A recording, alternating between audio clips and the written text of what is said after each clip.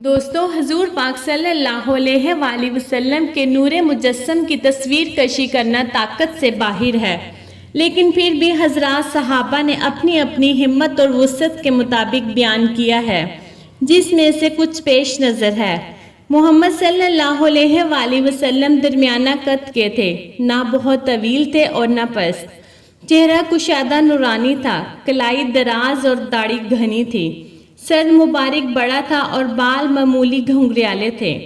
آپ صلی اللہ علیہ وآلہ وسلم کا رنگ گورا روشن تھا، آنکھیں سرمگی اور سرخی مائل تھی، پلکیں لمبی اور سیاہ تھی، بھویں کمان کی مانند خمدار سیاہ بالوں سے پر اور آپس میں پیوستہ تھیں۔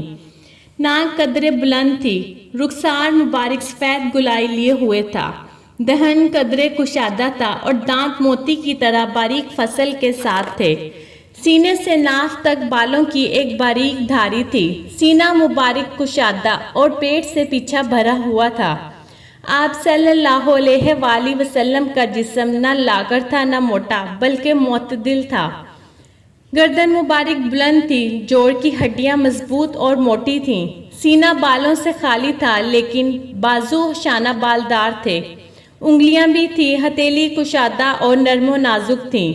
تلوے ایسے گہرے تھے کہ زمین کو نہ لگیں۔ آپ صلی اللہ علیہ وآلہ وسلم چلتے تو معلوم ہوتا کہ کسی ڈھلوان زمین پر چل رہے ہیں۔ آخری عمر میں سر اور داڑھی کے کل میں بال بھی سفید نہ ہوئے تھے، صرف کن پٹی کے کچھ بالوں میں سفیدی تھی اور چند بال سر کے سفید تھے۔ پسینہ موتی کی طرح نکلتا تھا۔ دونوں شانوں کے درمیان مہر نبوت کبوتری کے انڈے کی مانند ابھرا ہوا سرخ گوشت تھا، اس میں مشک کی طرح خوشبو آتی تھی۔ زلفیں کان کے لوح سے تجاوز نہیں کرتی تھیں، کنگھی کرتے وقت مانگ خود بخود نکل آتی تھی۔ الغرض آپ صلی اللہ علیہ وآلہ وسلم کے جملہ اعضائے مبارک نہایت حسین و متناسب تھے۔